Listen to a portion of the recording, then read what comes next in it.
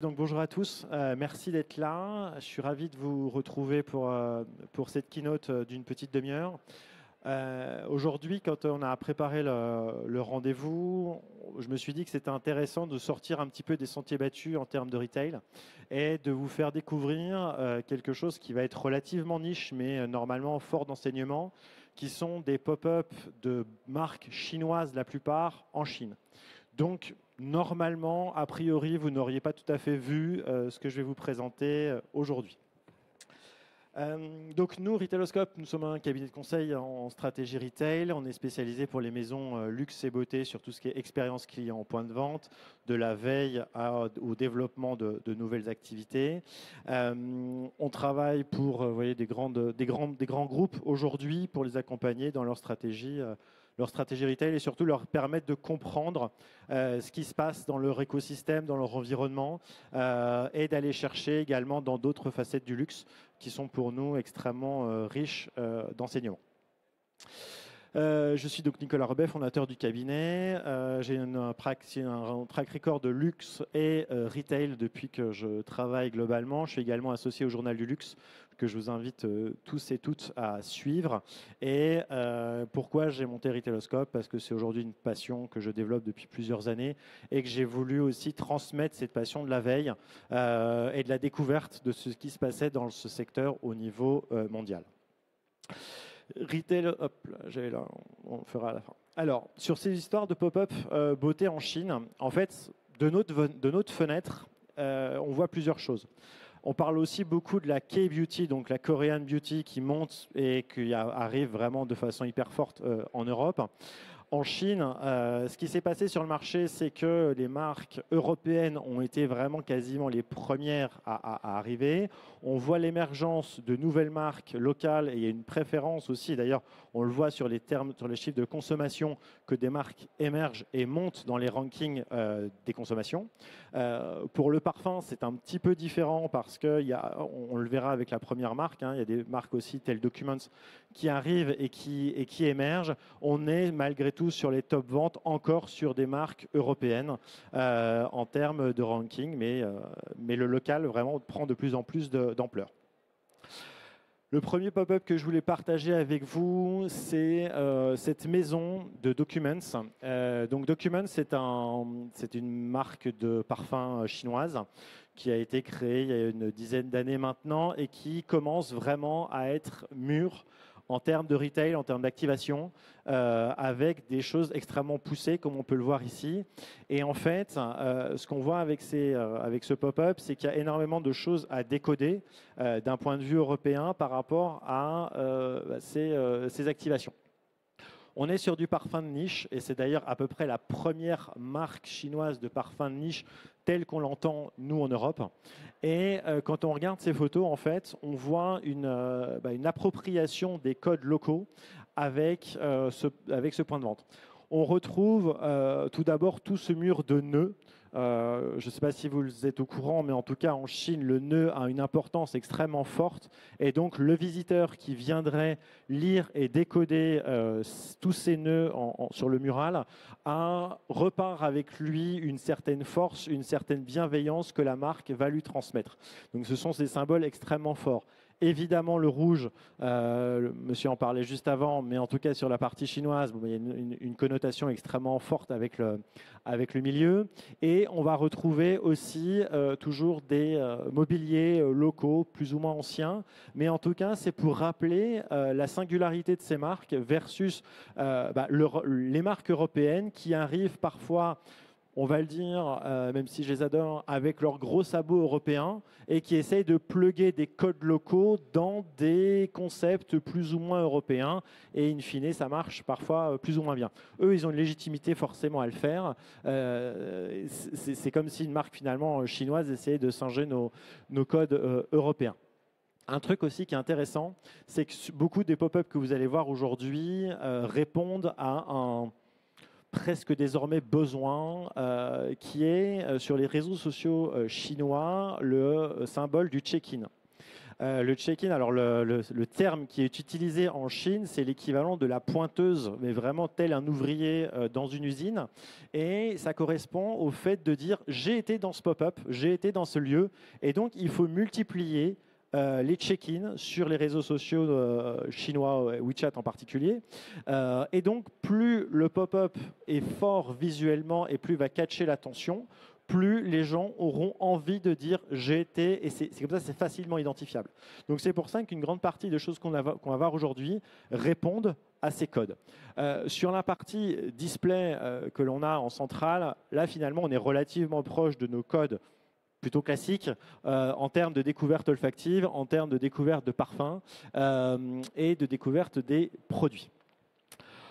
Un autre pop-up qui m'a intéressé, donc c'est la marque Cosmic Speculation. Alors là, on est parfois, et je le dis avec en toute sincérité et humilité, du mal à toujours comprendre l'histoire qui a été designé, qui a été voulu à travers certains pop-up, mais en tout cas celui-ci reprend l'idée d'une serre et d'un jardin intérieur qui aurait été créé au centre. On a un lustre en cristal de Hongrie et donc normalement chaque parfum qui va être présenté correspond à une fleur, correspond à un végétal, correspond en tout cas à un composant de cette serre et de ce jardin d'hiver qu'on pourrait avoir au sein de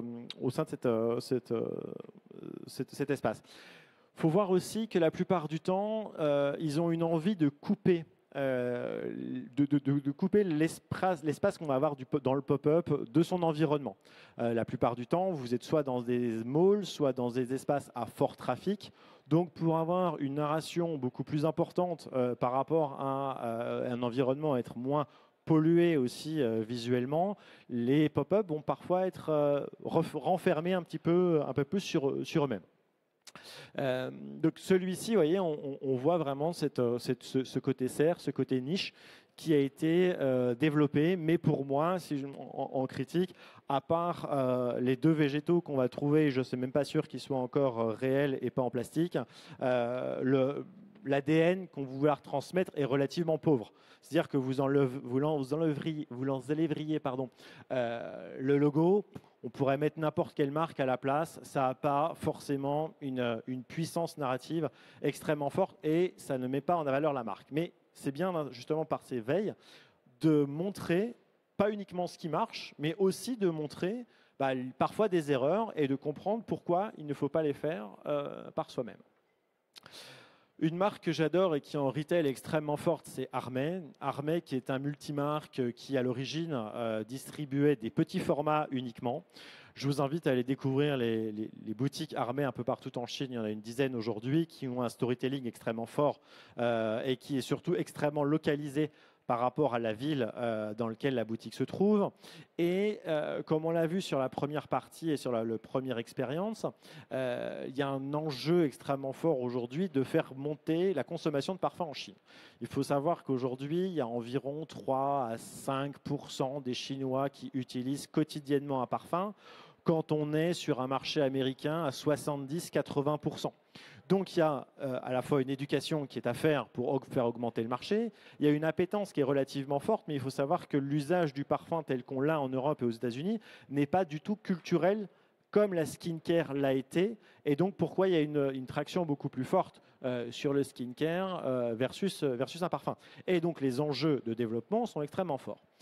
Si on reprend le cas d'Armé, ils ont travaillé avec un distributeur pour mettre en avant une trentaine de marques de niche, parfums de niche, encore une fois. Et d'ailleurs, on le voit sur le marché européen, le marché du parfum de niche croît beaucoup plus rapidement que le parfum un peu plus large. Et donc, ils ont créé ce marché, cette espèce de récréation d'un marché local. Et les acteurs peuvent venir passer quasiment la journée. Et c'est ce qu'ils ont voulu. C'est qu'en fait, derrière, au lieu de faire quelque chose de très éducationnel, un peu magistral, il y a ce côté très fun qui a été développé. Et notamment, il y a des partenaires locaux type Firmenich, type Gévaudan, qui sont aussi derrière pour pousser des marques qui voudraient développer sur le marché chinois.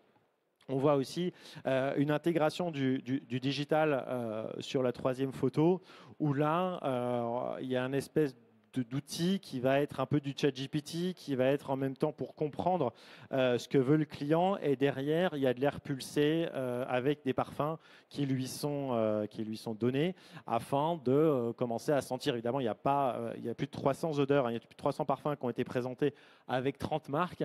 L'intégralité de la sélection n'est pas disponible, mais enfin, c'est une façon d'intégrer. Je fais une petite digression par rapport au digital. En fait, on voit aussi, et même en Chine, que le digital se réduit. On le voit très clairement en Europe aujourd'hui sur l'activation. Hein. Nous, dans le luxe, globalement, le digital maintenant se focalise sur des points extrêmement précis de type l'iPhone vendeur, où là, effectivement, il va y avoir beaucoup plus d'outils qui vont être à sa disposition. Mais du retailtainment, pour faire du retailtainment, globalement, on voit plus trop. Il reste encore des écrans qui ont plus ou moins d'intérêt pour moi. Mais en tout cas, c'est ce qui tend à disparaître.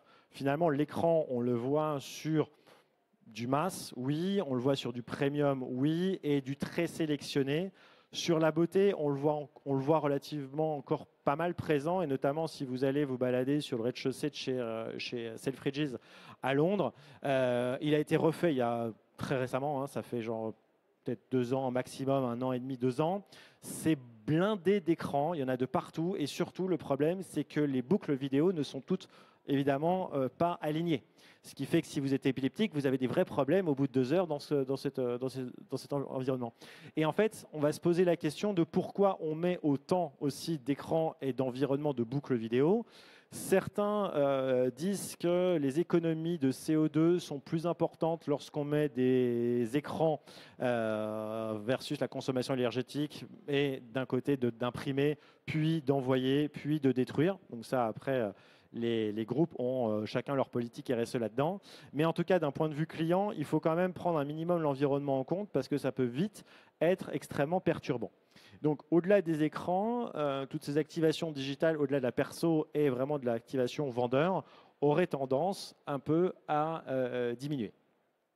On le voit aussi, hein, c'est la façon pour certaines marques d'arriver sur un marché chinois, même en étant petit. Et c'est souvent le cas de ce qu'on peut voir, c'est qu'en fait, on se dit, mais quand on est une petite marque française d'ailleurs ou pas, on peut avoir une difficulté à entrer sur ce marché. De plus en plus, il y a ce type d'initiative qui a été faite. Évidemment, c'est à Shanghai, donc ce sont des publics qui sont déjà relativement edgy et ouverts à ce type de consommation. Sur d'autres villes en Chine, on a un petit peu moins de traction, il faut être honnête. Ensuite, une autre marque que j'aime beaucoup et pour laquelle on a un vrai intérêt, en fait, c'est Branchic. Branchic est alors on aime bien aussi utiliser un petit peu un côté européen et parfois français dans le nom. Je vous laisse voir la vidéo.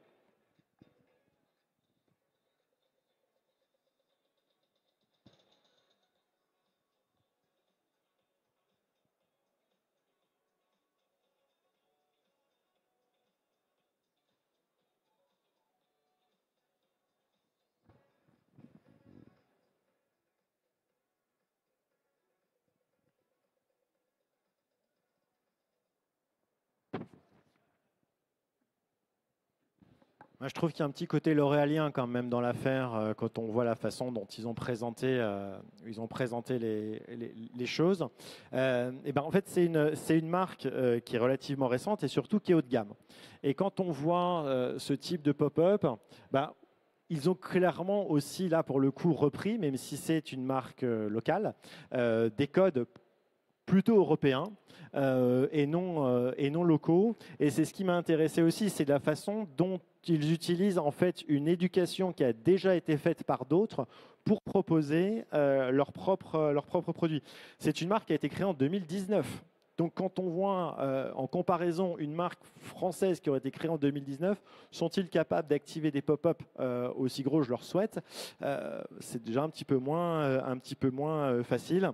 Et surtout aussi, c'est qu'il y a une vraie croissance qui a été relayée avec les réseaux sociaux parce qu'ils ont réussi à capter cette vague avec notamment Edwin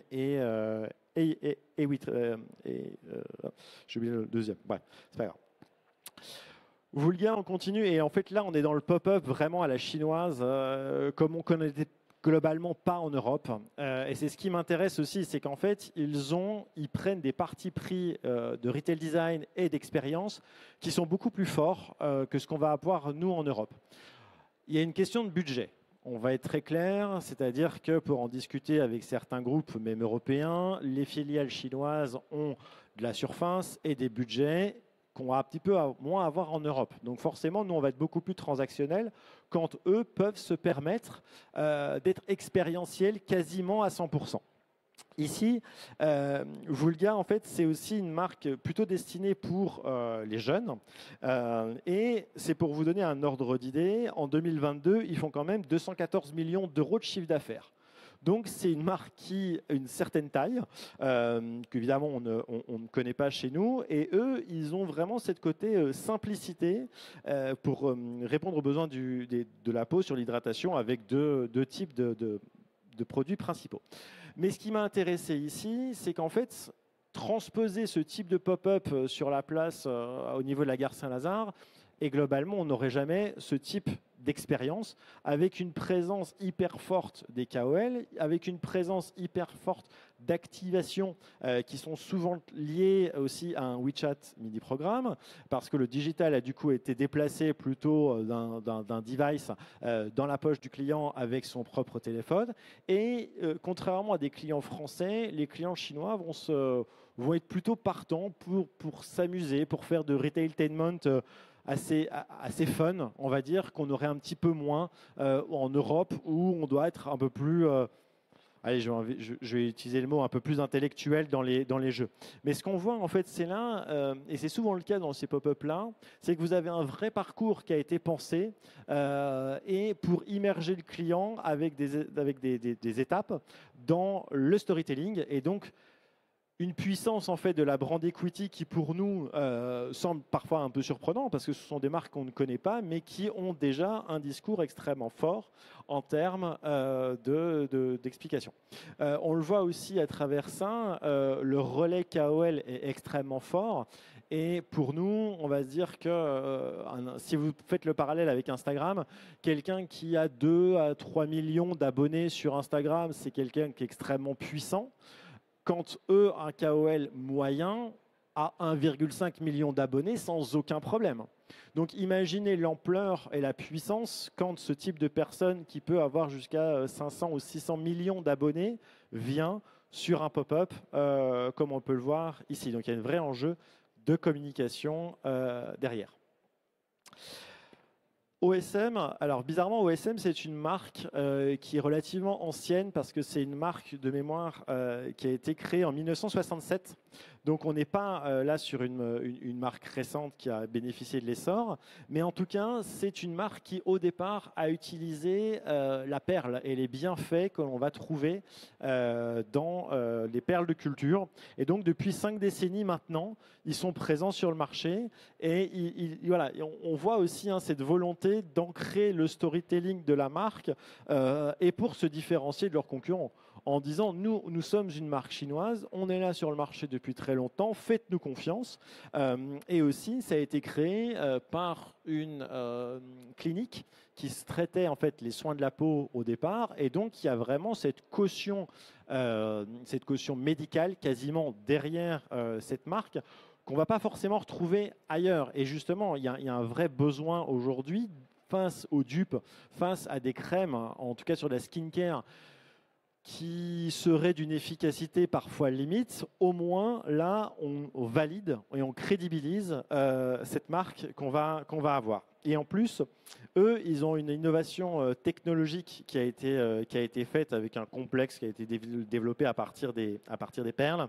Et en fait, on le voit aussi, voilà, il y a ce côté diagnostic de peau qu'on va retrouver dans pas mal de marques aujourd'hui, mais comment on va, grâce à la technologie et grâce aussi, on le voit, hein, aux différentes récompenses qui mettent en avant par rapport à d'autres pour dire oui, nous, on fait un produit de meilleure qualité et plus efficace par rapport aux autres. Enfin, une personnalisation aussi des routines, comme on va la voir plutôt sur les marques européennes. À nouveau, une forte présence de KOL qui nous permettent de découvrir la marque. Aujourd'hui, pour vous donner un ordre d'idée, en 2020, parce que j'ai des datas de 2020, l'eau éclaircissante au perles a été vendue à plus de 3 millions de bouteilles, générant un chiffre d'affaires de 87 millions de dollars avec un seul produit. Donc ça vous donne aussi un enjeu de volume que peuvent avoir ces marques. Et ce qu'on va avoir, c'est ces budgets marketing qui sont liés à ça. Comparé avec un produit sur un marché européen, forcément, on n'a pas les mêmes échelles. Melt Season, je continue, donc qui est également une marque de fragrance de niche et aussi de fragrance de home fragrance, qui a été en partie intégrée de mémoire chez L'Oréal il y a quelques temps, où il y a eu une prise de participation. Et là, en fait, ils ont créé un pop-up à Nanjing. Donc ça, c'est un pop-up vraiment qui a été fait pour l'occasion. Et ils s'inspirent vraiment de la ville dans laquelle ils sont présents. En fait, par rapport à ça, il y avait jusqu'au XVIIIe siècle ce qu'ils appelaient une tour en porcelaine, la tour de porcelaine, qui était considérée comme potentiellement une des merveilles du monde, qui a été détruite suite à plusieurs guerres, envahissements et ainsi de suite. Mais en tout cas, ils ont voulu reprendre ce côté hyper local et de symboles aussi locaux à travers ce pop-up. Et ainsi, en fait, on voit qu'ils ont voulu réinterpréter la porcelaine qui, à l'époque, a été, pour construire cette tour extrêmement complexe. Aujourd'hui, ils l'ont traduit avec cette translucidité qui est liée aux tuiles en verre, mais aussi ils ont repris en fait la forme que l'on trouvait dans cette forme de pagode que l'on trouvait à l'époque dans cette tour. On va faire aussi un clin d'œil avec le dragon qui va être présent à l'intérieur du pop-up, qui en plus est présent avec en particulier un arbre qui s'appelle le sagoutier et qui est un symbole de longue vie, de réconciliation et de paix.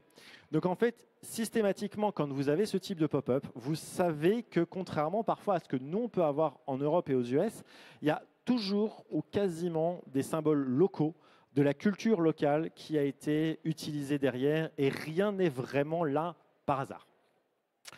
Aujourd'hui, je vous présente quasiment que des marques asiatiques et chinoises, mais on aurait pu faire aussi une explication sur les marques européennes qui ont voulu plugger de façon plus ou moins habile les codes locaux. À l'inverse, alors ce pop-up-là est extrêmement intéressant parce que ça a été fait par Clé de Peau Beauté. Clé de Peau Beauté, c'est, pour ceux qui ne connaîtraient pas la marque, c'est pas du tout français, c'est japonais, c'est la marque haut de gamme du groupe Shiseido. Ils ont juste un nom français et ils ont voulu recréer un Paris onirique. Donc on va le voir. On va le voir avec la vidéo.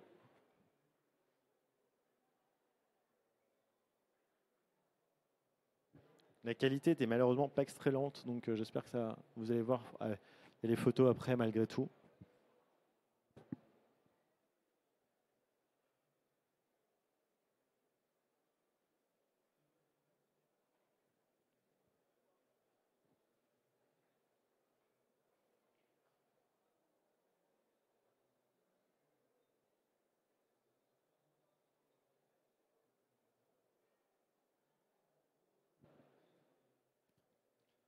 Donc, comme vous le voyez, on vit tous dans ce Paris absolument magnifique tous les matins quand on est dans le métro, pour finalement voir ça. Qu'est-ce qu'ils ont voulu faire? Ils ont voulu en fait recréer une place parisienne avec tous les symboles que l'on peut avoir de la culture française, à savoir on met un hôtel particulier, on met un carrousel 1900, on met une boulangerie qui vend des croissants et on danse la musette avec un accordéoniste et une baguette sous le bras. Bon, c'est la façon dont ils ont interprété la France en 2025, on est ravis, mais c'est surtout en fait une façon de casser en fait le quotidien des clients locaux. Finalement, leur volonté d'être proche et d'être réaliste, je ne suis pas sûr qu'ils avaient vraiment envie s'ils ne nous auraient pas fait ça, mais c'est surtout en fait pour à nouveau conquérir des réseaux sociaux, dire attention, on était présent ici, on a une prise de parole retail qui est forte et on permet aussi aux clients de découvrir nos produits dans un hôtel particulier, plus ou moins développé, en tout cas plus ou moins réaliste dans cette expérience. Moi, ce qui m'intéresse quand on le décrypte, en fait, c'est de voir qu'il y a une marque japonaise qui fait un pari français plus ou moins réaliste, voire même moins que plus, en Chine. Quelle est la cohérence là-dedans? Parfois, on peut se poser la question, mais en tout cas, en utilisant un nom français, ils veulent faire cette volonté d'enraciner, on va dire un peu ça, et vous voyez les macarons même au centre de la table. Il faut bien voir que ça, c'est une marque extrêmement haut de gamme. Une marque clé de peau beauté en France, c'est entre 600 et 1000 euros la crème. Donc, on est sur un équivalent La Prairie. C'est très peu développé comme marque en Europe, mais il faut savoir qu'ils font plusieurs milliards d'euros de chiffre d'affaires avec cette marque. Donc après, est-ce qu'on a une perception luxe avec un tel pop-up? Moi, la question se pose. J'ai ma réponse, mais après, je laisserai chacun se faire son avis. Un pop-up qui m'a également bien intéressé, c'est celui-ci, donc c'est CNP Laboratory, qui est une marque pour le coup vraiment destinée aux plus jeunes et qui a fait une collaboration avec, alors maltaise, mal traduit en français, qui plutôt s'appelle Line Dog en anglais et qui a son nom chinois, mais qui est surtout en fait ce petit personnage qu'on va retrouver sur des emojis, sur des stickers sur WeChat. Et en fait, ça a été créé avec du digital pour parler aux Z et aux alphas. Et en fait, quand on traduit le titre du pop-up, alors la traduction littérale n'a absolument aucun intérêt, mais c'est surtout de voir que les jeunes ont aujourd'hui une carence de sommeil et donc cette carence de sommeil se voit sur leur peau. Pour on va dire, contrebalancer ce problème, eux ont développé une routine dédiée aux plus jeunes et donc on crée ce pop-up pour parler. Et donc, c'est effectivement énormément cartoonesque dans l'approche. On n'est pas du tout sur des codes qu'on pourrait avoir sur de la beauté. On n'est pas sur du premium ici. On est sur une marque de beauté totalement accessible en termes de tarifs. Mais c'est que surtout, là, on parle vraiment aux plus jeunes. On a quand même les services avec la même machine qu'on a vue tout à l'heure sur du haut de gamme en termes de diagnostic de peau et de recommandations. Mais on va surtout avoir plein d'espaces comme ça pour faire des photocalls. On va avoir des goodies parce que justement, c'est ça aussi qui après a le post-visite. Il n'y a pas que du digital. On va aussi garder malgré tout des goodies bien physiques.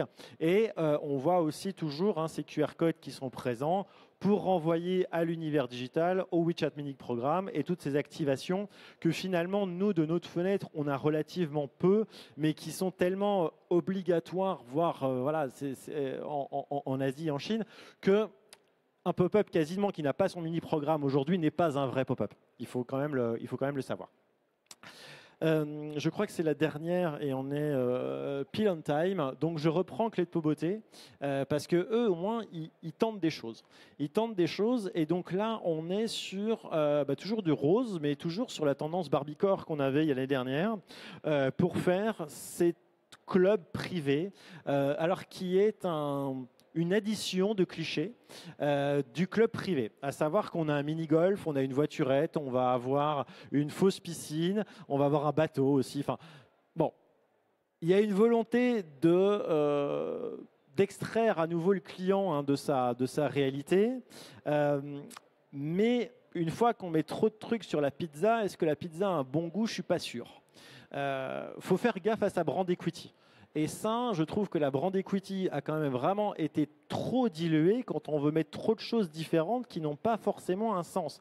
Je peux vous montrer des pop-up qui sont identiques à celui-ci en termes de branding, à savoir qu'on va recréer un univers hyper particulier à l'intérieur d'un bâtiment existant, mais on a un parcours qui est relativement cohérent. Ici, on a voulu multiplier les photobooths et les espaces pour, en tout cas au rez-de-chaussée, parler aux ultra riches, parce qu'encore une fois, on est sur des crèmes qui ciblent les plus riches clients chinois. Et donc, il y a cette volonté d'activer derrière. Moi, ce que j'ai su aussi en passant par rapport à ce pop-up, c'est que pour eux, ils avaient une volonté d'activer énormément de relationnel derrière et ils ont fait beaucoup d'events, ce qui a garanti un flux régulier par la marque dans ce type d'environnement. Vous voyez, là, on a la voiturette, on pouvait se faire des petits cours de mini-golf, mais enfin, le golf fait quand même 2,50 m, donc on ne va pas jouer grand-chose avec ça. Fausse piscine, fausse fleur, faux bateau, enfin voilà.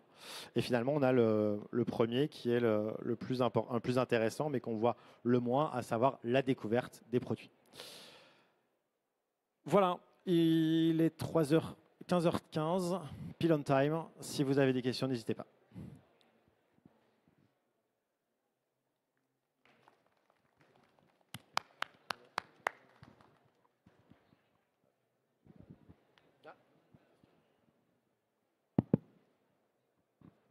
Merci beaucoup, c'était excellent. Je suis curieux de savoir votre méthodologie. Comment vous avez eu ces ressources-là? Est-ce que vous étiez sur place? Ça, je ne le révèle pas. C'est mon métier. En fait, je ne le révèle pas. Parce que si je vous dis comment j'ai mes sources, j'ai une partie de mon travail qui disparaît. Vous voyez? D'accord, merci.